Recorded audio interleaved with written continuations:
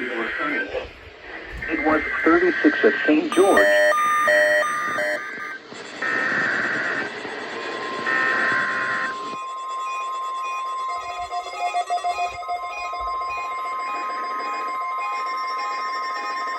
This is a test of the NOAA radio warning device.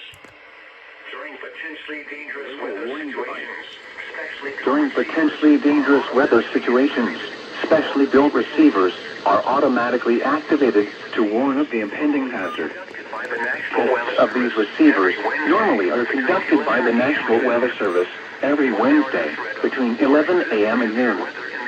When there is a threat of or existing severe weather in the area on Wednesday, the test is postponed until the next good weather day.